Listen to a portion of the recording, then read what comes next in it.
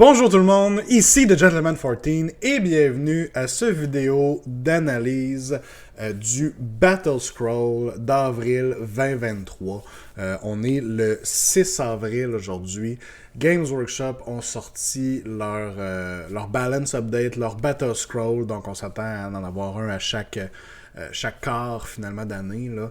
Et là on était dû pour un. C'est quand même des changements importants. Particulièrement, je pense qu'il y a deux changements qui vont particulièrement affecter beaucoup d'armées. Et la méta est très fluctuante ces temps-ci. On a beaucoup de livres qui sortent en même temps. On vient tout juste d'avoir en fait Blades of Corn et The Knights of Slaanesh et on attend déjà Soulblight et Ossiarch qui devraient sortir la semaine prochaine si je ne me trompe pas. Donc des gros changements, la méta bouge beaucoup.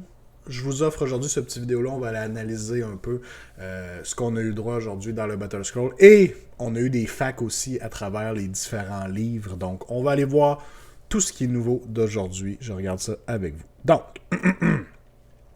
le Battle Scroll en tant que tel, si vous ne l'avez pas déjà fait, je vous invite à aller écouter la vidéo du MetaWatch. Là, c'est quoi? C'est une trentaine de minutes.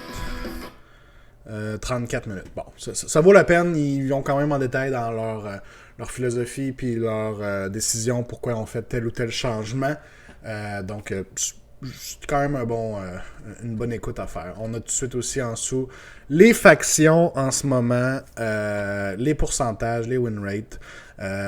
Quand même pas si mal, je dirais. On vise, c'est ce qu'ils visent eux autres aussi, là, le 45 à 55% de win rate. C'est ce qu'on appelle le fat middle, finalement. Là. Et on voit, c'est représenté ici par les chiffres qui sont en blanc, et on voit beaucoup des armées quand même qui sont en blanc.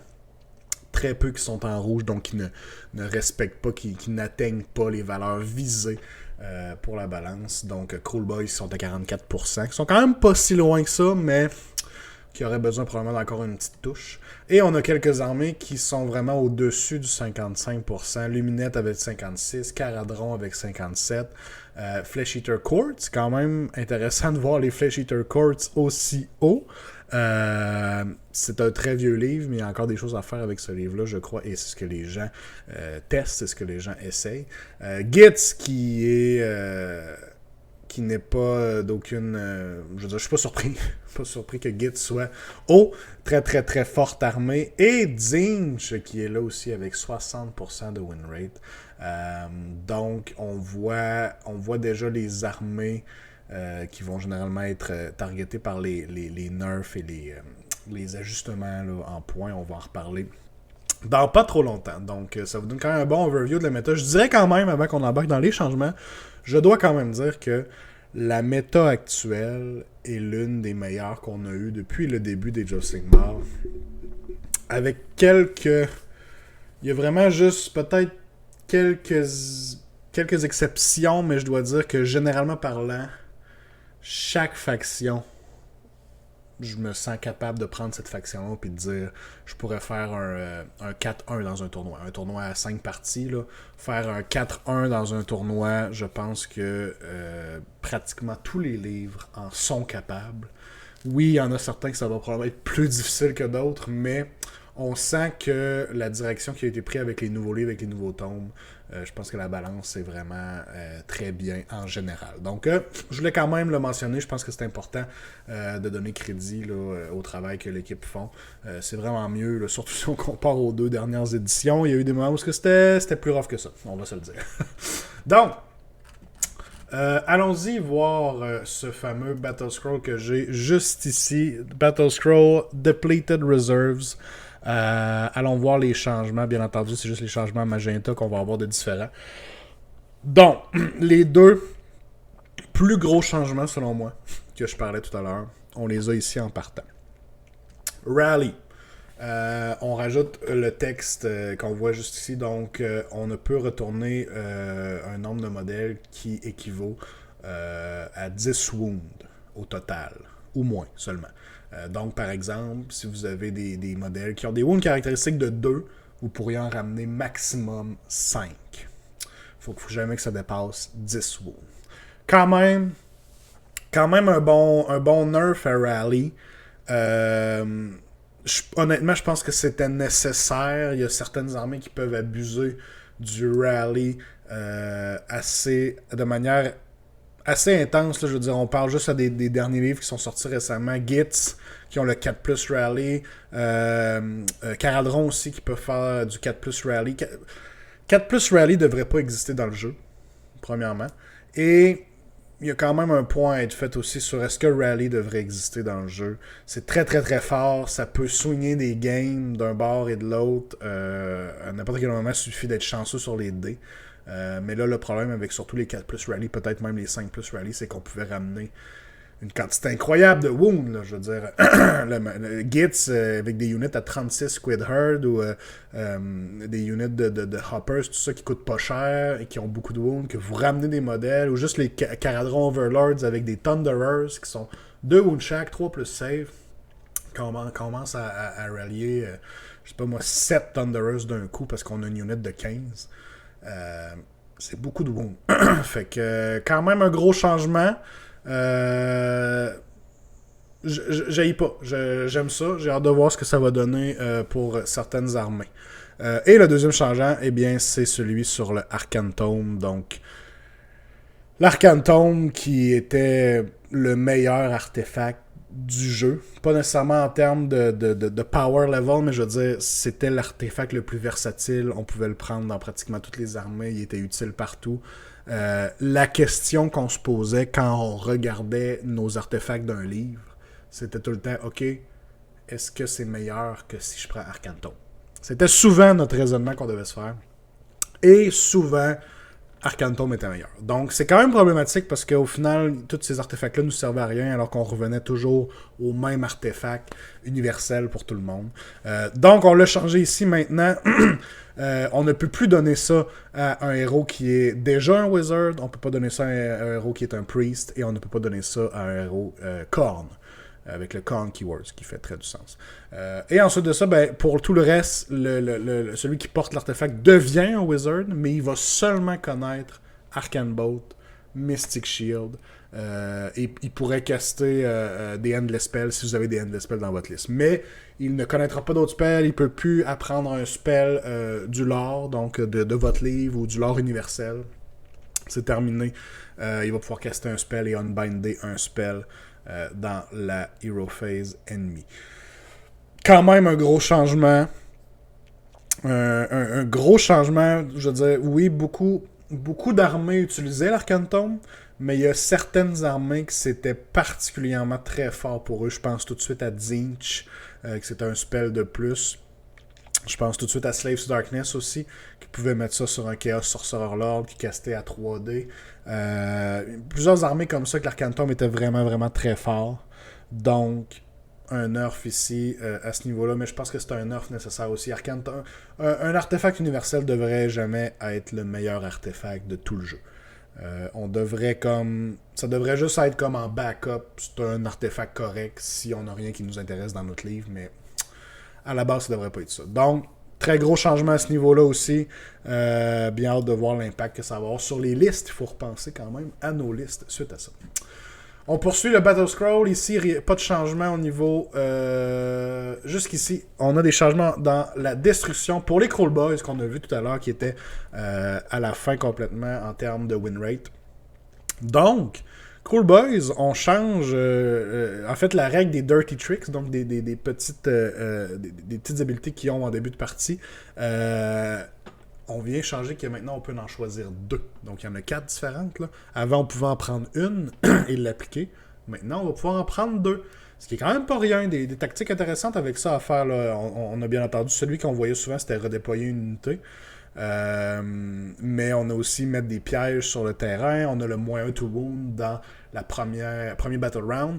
Il y a des choses quand même bonnes à faire avec ça et soudainement pouvoir en prendre 2 sur les 4. Ça va peut-être donner un petit boost effectivement à l'armée. J'ai bien hâte de voir. Et on a un deuxième changement pour les Crawl Boys et c'est sur les Gut Rippers, donc la Scare Tactic Ability. Et là,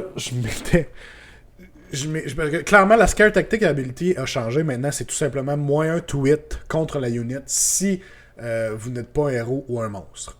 Donc, c'est un moins 1 to hit qui arrive très très souvent. Et là, je me souvenais, clairement, c'était un changement, mais je me suis demandé c'était quoi donc l'habilité? Parce que dans ma tête, il me semble que c'était compliqué réussir à avoir le plus 1 to hit. Donc, tout à l'heure, je suis allé chercher l'habilité dans l'application et j'ai pas été déçu. Là, juste pour la relire rapidement, là. C'était au début de la charge, au début de la phase de charge, si la unit était à plus de 3 pouces des enemy units, on pouvait choisir une enemy unit dans 12 qui n'est pas un héros ou un monstre et rouler 2 des 6. On ajoutait 1 pour chaque tranche de 5 modèles dans la unit de Gut Rippers. Et si notre jet de dés battait la bravoure de l'adversaire, il avait moins un tweet. C'était compliqué, mais ça avait pas de bon sens. Donc, content qu'on aille changer cette règle-là à ce niveau-là, ça fait pas mal plus de sens. Et ça va rendre les Gut Rippers un peu plus tanky, je dirais. Donc, bon changement pour ça.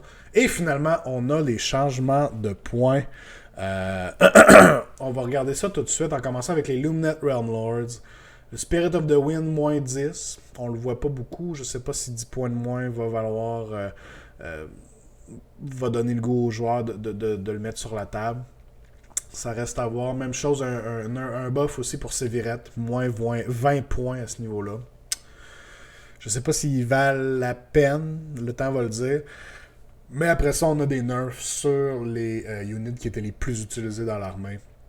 La Catalar plus 10 points, Teclis plus 20 points, les Wind Chargers plus 10 points et les Sentinelles plus 10 points. Ça fait que je dirais la grosse liste Luminette a pris beaucoup en points puisqu'elle utilisait ces 4 War Scrolls-là généralement. Donc quand même un bon nerf à ce niveau-là. Ils sont quand même touchés aussi, je crois, par l'Arcane Tome. Je connais un peu moins bien leurs artefacts. Je sais pas s'ils ont peut-être d'autres choses qui est plus intéressant que l'Arcane Tome généralement. Possiblement. Mais je pense que les points vont quand même leur donner un petit coup là, à ce niveau-là. C'est sûr qu'il y a l'arrivée de livres comme Korn ou Slanesh qui peuvent peut-être être problématiques aussi pour une armée comme Luminette. Mais bon, ces changements de points-là sont quand même basés sur des statistiques qui remontent à quand même un petit bout. Là. On voit Luminette Realm Lords bien performer, donc c'est assez comprenable à ce niveau-là. Beasts of Chaos qui viennent toujours de sortir, on a eu 3 changements. Les Bestigors ont descendu de 20 points, ce qui est bon, puisque à 220 points, je les trouvais très chers. Par contre, on va voir plus tard dans la fac du livre, ils ont changé une habileté sur les Bestigors. Puis je suis pas certain qu'ils valent quand même le 200 points à ce niveau-là. On en reparle tout à l'heure, mais qu'on soit rendu dans la fac. On a eu plus 20 points pour le Doom Bull et plus 15 points pour les Bulgor. Doom Bull, je sais pas si le 20 points sur les Doom Bull était nécessaire. C'était un bon héros à 160 points. On en a besoin pour débloquer les Bulgars en Battle Line. Je sais pas si c'était nécessaire, honnêtement, le 20 points sur le Dumbo. C'était un bon héros, mais je pense pas qu'il y ait rien de brisé. Les Bulgars, par contre, je comprends très bien l'augmentation en points. Des Bulgars, ça frappe fort, ça fait des mortels, ça fait du dégât, ça charge très très bien. Surtout avec le common trade pour les faire arriver à 7 pouces d'une unit. Soudainement, ils ont un 5 pouces de charge à faire. Je peux comprendre. Je m'attendais à une augmentation en fait là, sur les Bulgars. Donc, je pense que c'est très justifié. Est-ce que 15 points est le bon nombre? Je pense que c'est correct. Je pense que si on les monte plus que ça, ils vont peut-être commencer à être trop chers. Ils sont quand même fragiles au final. Cognent fort, mais ils sont fragiles. Mais je pense que c'était justifié. Zinch! Que du rouge pour Zinch, plus 20 points pour le Curseling, plus 20 points pour le Fate Master, plus 10 pour le Flux Master, plus 20 pour le Magister, plus 20 pour le Magister sur disque. Honnêtement, le Fate Master, je suis pas certain que c'était nécessaire. Il était pas si utilisé que ça déjà à la base. Je pense qu'il était très correct à 140 points. Donc, peut-être un peu moins d'accord avec ce changement-là. Le Curseling était correct aussi à 180. Je pense que c'est les deux qui sont peut-être les moins justifiés. Je sais pas, ils performent bien, mais ça commence à être cher pour un héros de 5 wounds avec un 3 plus save. Dur à dire, mais ça va avoir un bon impact. Le Fluxmaster plus 10, je peux comprendre. Il y a un spell très très très très fort, le Fluxmaster. Magister on Disc n'était pas si cher que ça. Oui, je pense que les points sont quand même justifiés à ce niveau-là.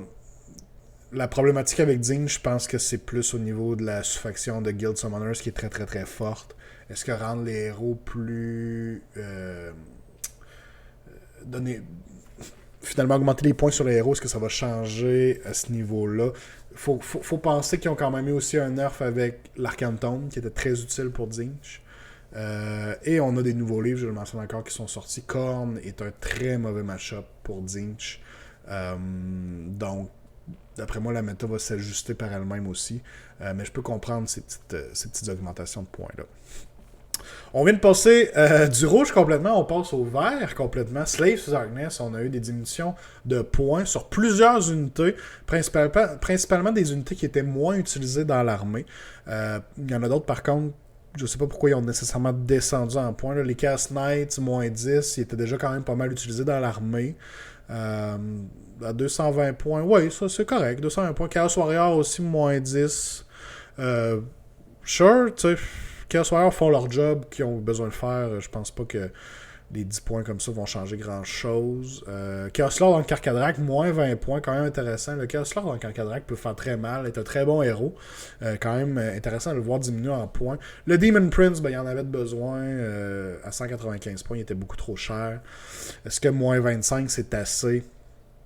Je sais pas. Le War Scroll est vraiment... Le War Scroll fait pitié un petit peu, du Demon Prince, c'est triste à dire. Là. Est-ce que moins 25 points? Peut-être. Un Demon Prince Nurgle qui peut canceller les wards de l'autre côté, ça peut être intéressant. Finalement, on le paye un peu moins cher. Probablement à tester. Eternus à moins 25, je suis pas certain que ça soit assez. Je pense pas qu'il vaille la peine tant que ça, malheureusement. Et les Pterodons, les Ogroïdes, moins 20 points, cool à voir, ça aussi, je pense que c'est une bonne unit, les Ogroïdes, mais effectivement, était peut-être un peu trop cher, moins 20 points soudainement, il y a peut-être de quoi faire avec ça, j'ai l'impression qu'il y a des gens qui vont vouloir essayer des listes d'Ogroïdes, donc j'ai hâte de voir ce que ça va donner, mais je pense qu'il y a de quoi faire avec ça. Night Hunt, rapidement, plus 10 points pour les X-Raid, plus 10 points pour les Dreadsight Harridans. Ouais, pourquoi pas, je veux dire, Night Hunt ne sont pas nécessairement problématiques, je crois, dans la méta actuelle. Est-ce que ces units-là devaient monter en points? Ça me laisse un peu perplexe, ces augmentations-là. Peut-être qu'ils performent mieux que ce que j'ai en tête, là, ces deux unités-là. Mais j'en ai pas vraiment l'impression. Si c'est autrement, laissez-le moi savoir dans les commentaires, s'il vous plaît. Ouais. Ben oui, j'en profite. Si c'est pas déjà fait, si vous voulez encourager le channel, likez la vidéo, abonnez-vous. Ça me ferait très très très plaisir. Je sors des vidéos comme ça d'analyse et j'ai mon show le mardi soir sur Twitch, le double tour, notre talk show de Age of Sigmar. Donc si ça vous dit, lâchez-moi un petit like et si vous avez des commentaires aussi, gênez-vous pas de les laisser en dessous si vous avez des suggestions ou s'il y a des choses que vous voyez dans cette Battle Scroll-là que vous voyez pas. Faites-moi signe, ça va me faire un grand plaisir de vous lire. Gloomspite Gitz, finalement. On a eu des grosses augmentations de points. Je le dis depuis la sortie du livre Gloomspite. Le livre est très bon. Le livre est généralement bien fait. Je pense que le grosse problématique, c'était effectivement une question de points. Et là, on est venu faire des bons ajustements là, quand même. Le Skragrott plus 50. Oui, Skragrott était très très très bon pour sa valeur en points. Est-ce que 50 c'est trop? Je commence à me le demander. Peut-être 200. Là, il est à 210. On va voir. J'ai des joueurs guides qui m'ont dit qu'il allait plus prendre Skragrott. Il y en a d'autres qui disent qu'il vaut la peine quand même. Dur à dire. Il fait tellement beaucoup de choses pour l'emmener. Mais ça commence à être cher. Le Squig Boss, bien entendu, plus 20 points. Je veux dire à 80 points pour le buff qu'il apportait. Était vraiment pas assez cher, honnêtement. Donc, je peux très bien comprendre le plus 20 points à ce niveau-là. Le Loon Boss sur Mangler Squigs, moins 30. Très cool à voir, honnêtement. Le Loon Boss, effectivement, il semblait un peu cher. Et là, moins 30 points, je pense que c'est une bonne diminution. Ça va être très très cool de le revoir sur les tables. La Gobapalooza, plus 15 points. Excellente unit, encore une fois, qui amène des bons buffs. Je pense que c'est bien correct. Les Sneaky Snufflers aussi, plus 20 points, sont très valuables encore. Et la Squig Herd, plus 10 points. C'est probablement la unit qui était la plus problématique. Est-ce que plus 10 points, ça va être assez? Je pense qu'on va les voir encore en Gloomspite. Sont encore très bons. Ouais, ils sont encore très bons. Ils sont encore très bons. Je pense pas que le 10 points va changer tant de ça. C'est sûr que là, si on spam, on faisait plusieurs unités de Squig Herd, on va prendre des points. On les jouait bien entendu avec le Squig Boss aussi. Donc, la liste a pris des points, c'est sûr et certain. Mais le livre est quand même assez deep, là, je veux dire. Les guides vont pouvoir se réorganiser puis retravailler leur liste. Puis je pense pas que ce soit problématique pour le livre en tant que tel. On est allé faire des ajustements là où ils devaient être faits, bien entendu. Donc, ça fait le tour pour le Battle Scroll. Par contre, on a eu aussi des ajustements. On a eu des facs. Pour certaines factions, on va aller voir ça immédiatement ici. Donc, pour les facs, il y en a, ça va être très rapide. Là. Il y en a quelques-unes qui n'ont pas changé grand-chose. Commençons avec Beast of Chaos. On va grossir ça. On est venu clarifier pour les cocatrices. Finalement, on avait faqué que oui. Et là, soudainement, on est revenu sur notre décision. Et maintenant, on ne peut plus rouler 2 fois de suite pour la même unité avec l'habilité de la cocatrice qui fait que la unit ne peut que toucher sur des 6. Donc, une fois qu'on l'a essayé et qu'on a raté le 4+, c'est terminé. On ne peut plus le réessayer. Et on mentionne aussi que même si on a raté le jet, la unit a été affectée par l'habilité. Donc, on ne peut plus la réaffecter à ce niveau-là. Donc, on a changé. Ok, je pense que c'est correct parce que l'habilité de la cocatrice est quand même très très très forte. Fait que le fait de ne pas pouvoir essayer plusieurs fois sur la même unité. Il n'y a rien qui vous empêche d'avoir plusieurs cocatrices, mais ils vont devoir chacune targeter une unité différente, finalement. Et les Bestigars, le changement que je parlais tantôt, il y avait un problème parce que leur habilité c'était que s'ils attaquaient une unité qui avait All-Out Defense, ils gagnaient plus une attaque. Le problème au niveau de la séquence, c'est que l'adversaire devait utiliser All-Out Defense après que mon unité, j'aille calculer le nombre d'attaques que j'allouais à cette unité-là. Et là, on pouvait comme pas venir rajouter des attaques par-dessus. Il y avait un problème au niveau de la séquence, donc finalement, ils ont laissé faire ça. Et ils ont changé la règle pour que maintenant, ce soit un +1 to wound. +1 pour blesser sur l'unité. Ce qui est, je veux dire, moins problématique, oui. Mais au final, c'est moins bon en termes de dommages possibles pour l'unité. C'est pour ça que je disais tantôt, ils ont descendu de 20 points, mais ils ont comme perdu un petit peu au niveau de cette habilité-là. Je sais pas. Bien honnêtement, c'est comme le changement dont je suis pas très sûr. Est-ce qu'ils vont valoir la peine? Peut-être que les 20 points, c'était assez pour avoir... on peut quand même faire une grosse unit à 600 points. Là. Je vais les essayer. C'est sûr et certain. J'ai bien hâte de voir ce que ça va faire, mais il faut s'attendre à ce qu'ils fassent probablement un peu moins de dégâts à ce niveau-là. Pour les Beasts, c'est tout. Donc, changement correct. Cocatrice, c'était bien correct. C'est vraiment juste Bestigar que... je sais pas. On est venu clarifier pour eux que si les Blood Sisters en Xantar Kai meurent et qu'ils se battent avant de mourir, non, on ne trigger pas l'habilité Turn to Crystal. Donc c'était les Mortal Wounds après que l'unité ne se soit battue. Mais on vient vraiment clarifier qu'un modèle ne trigger pas cette habilité-là, même si c'est la première fois qu'ils se battent. Donc c'est correct, je pense que c'est la bonne façon aussi d'interpréter cette règle-là. Poursuivons avec Lumineth Realm Lords. Quelques petites clarifications ici au niveau d'une battle tactique. On est venu vraiment clarifier pour Blind the Enemy Battle Tactique. Ça doit être cast spell différent casté avec 4 wizards différents. Mais il faut caster finalement un spell avec 4 wizards différents. Il y avait comme un peu d'ambiguïté là-dessus. Là. C'est-tu 4 spells avec 2 wizards différents, ça marchait dessus, ou ça prend vraiment 4 wizards? On est venu clarifier, c'est 4 wizards différents que ça nous prend. Et l'autre habileté ici, c'est vraiment qu'est-ce qui arrive si on essaie de forcer Teclis à reroller un casting roll. Eh bien, ça marche pas. Teclis a juste réussi avec son habileté. That's it, il n'y a pas de reroll possible. Donc, je pense que c'était pas mal comme ça que c'était joué aussi, mais c'est bon de venir le clarifier. On est venu aussi dire qu'il peut, in addition, il peut automatiquement dispeller un Endless Spell. Et finalement, l'habilité, on est venu aussi clarifier l'habilité de la Seeing Stone of Selenar, parce qu'on est venu rajouter que les habiletés ne peuvent être affectées que par un Endless Spell summoné par un Enemy Wizard ou un spell qui est casté par un Enemy Wizard. Avant ça, on pouvait techniquement affecter nos propres unités avec des spells pour essayer de faire des mortels à l'autre. C'était un peu janky, c'était un peu comme sneaky, là, fait que c'est bien correct qu'on l'ait clarifié comme ça. Je pense que c'est la bonne clarification aussi. Donc, ça m'étonne que ça n'avait pas encore été fait, en fait. C'est ça pour Lumineth. Ogarma Tribes, on est venu tout simplement clarifier une battle tactique. Donc, vous pouvez pas choisir la battle tactique Savor the Taste dans le premier round et vous la complétez si à la fin de votre tour, tous les friendly Ogre units sur le battlefield sont hungry. Donc, il faut pas qu'ils soient en train de manger finalement. Petite clarification. À ce niveau-là, Oracle War Clans. Gut Rippers, on en a parlé tantôt du changement. Les Dirty Tricks aussi, je pense que c'est les deux seuls changements qu'on a. Donc rien de spécial à ce niveau-là. Skaven, on est venu clarifier qu'est-ce qui arrive avec la Red Maw Plague.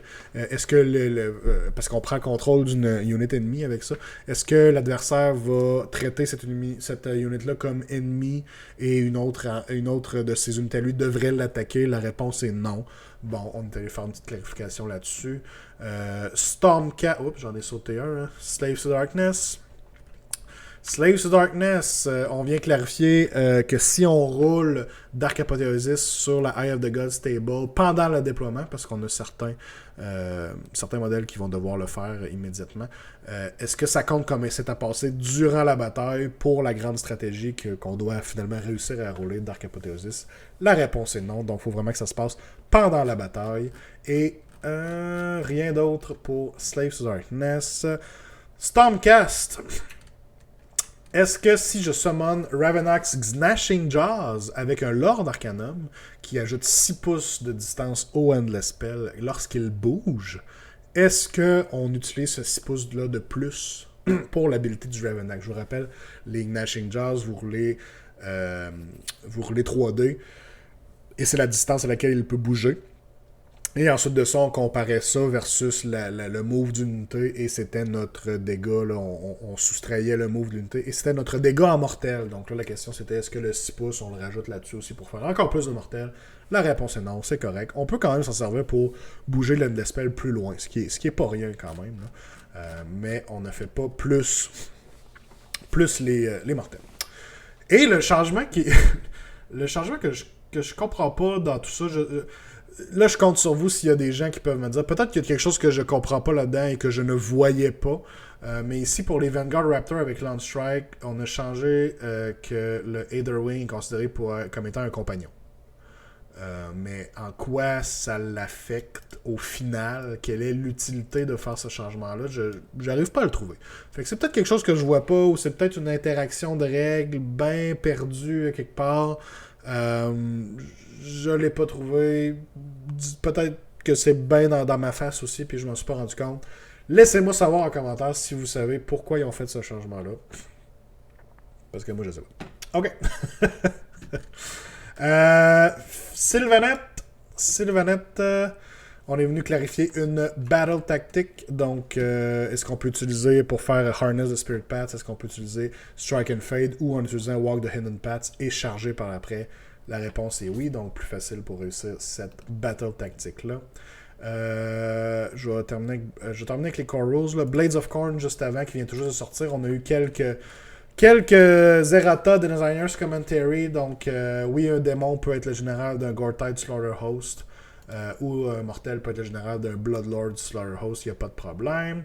Est-ce que c'était voulu pour Karanak de ne pas être un leader? Oui, comme c'était déjà. Même chose pour le Demon Keyword qui n'est pas sur le Wascall de Valkyrie de Bloody. C'est normal.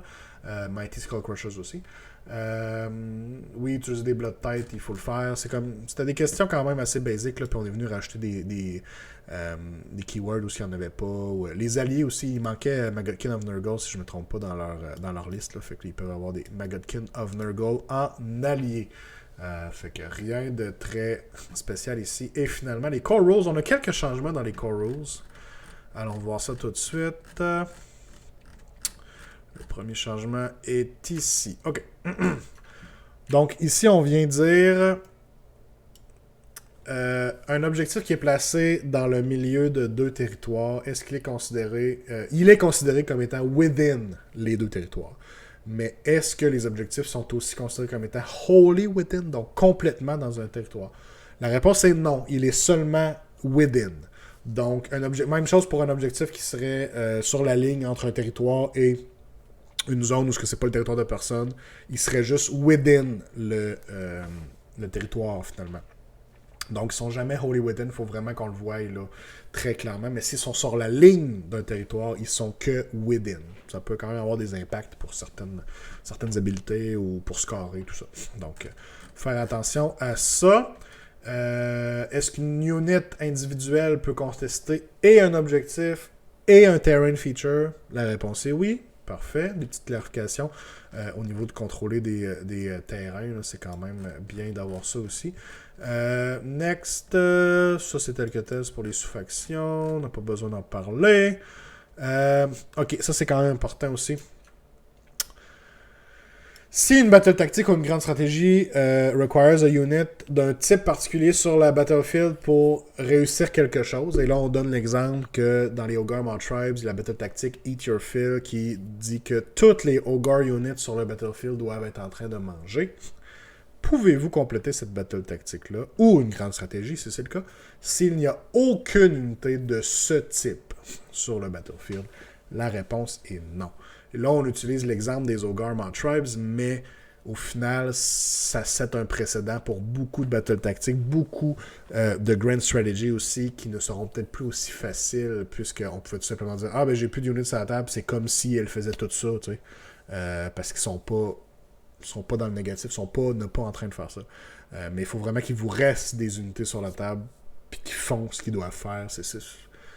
C'est comme un peu complexe à dire vite de même, mais ça vient quand même, c'était un précédent important. Je pense que, si je me trompe pas, je pense que la battle tactique des Night Hunt, Fright or Flight, si je me trompe pas, je pense que c'est quelque chose dans ce style-là, puis il faudrait que j'aille relire la grande stratégie pour être sûr, là, mais en principe, je crois que ça vient comme clarifier aussi l'interaction pour ce genre de grande stratégie-là. Donc, changement quand même important à ce niveau-là.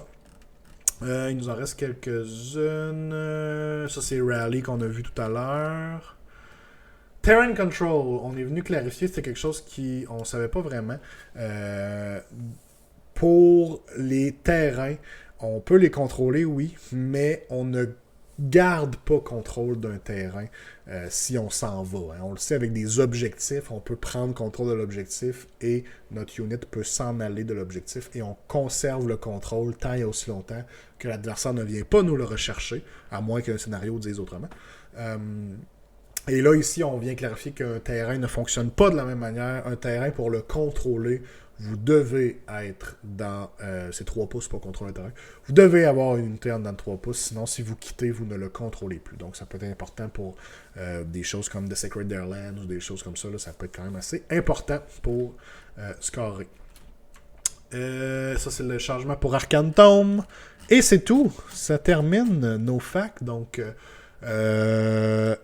je crois avoir fait pas mal le tour. Si j'ai manqué quelques petits changements, laissez-les-moi savoir dans les commentaires. Je vous dirais qu'en tout et partout, des gros changements au niveau de Rally Arcane Tome, j'en ai beaucoup parlé.